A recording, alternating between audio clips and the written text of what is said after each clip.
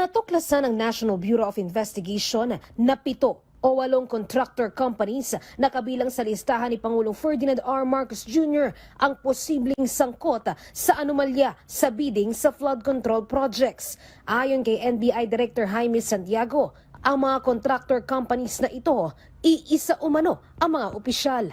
Initially, we found that some of these contractors,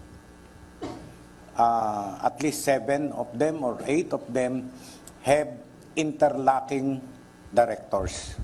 Hindi idinitalye ng NBI kung sino-sino ang mga nasa likod ng contractors na ito. Pero ang siste, sure win sa bidding dahil kahit iba't ibang kumpanya ang sumali, iisa lang pala ang may-ari ng lahat ng ito. ABCDE contractors have the same sets of officers.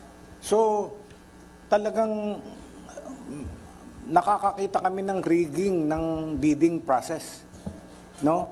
Yung ABCDEFG na yan, nakipag-bid sila, kahit na sino manalo doon, kanila pa rin. Sila pa rin. Sa ngayon, kumikilos na ang mga NBI officers sa buong bansa.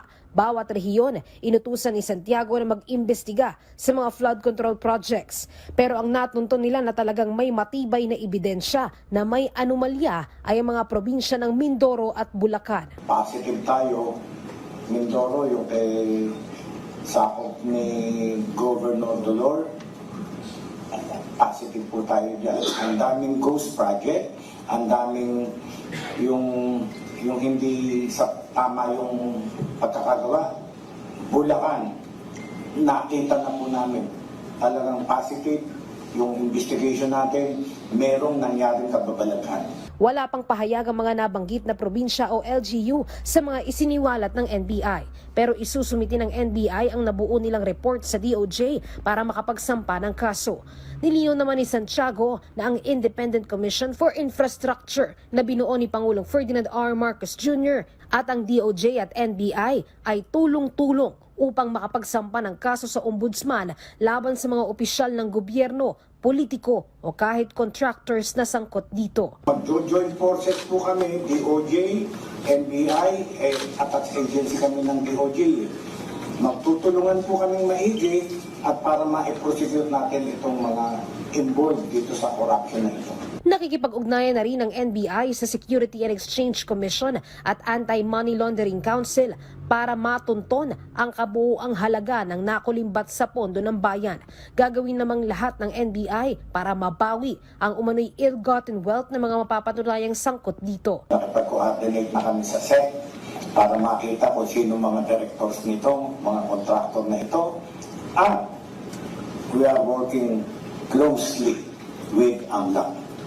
Makikita po ng AMLAC, halimbawa si Senator ganito ay ikaw ang kunyari ang dami.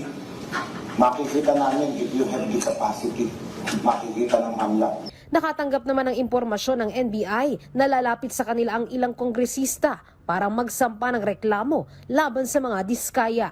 Pero sabi lang ng NBI, hindi sila magbabase sa mga sasabihin ng mga congressman o kahit ng mga diskaya dahil may sarili silang investigasyon. Yung words ni Diskaya at yung words nitong mga congressman na ito, hindi yan ang gospel truth na tatanggapin namin.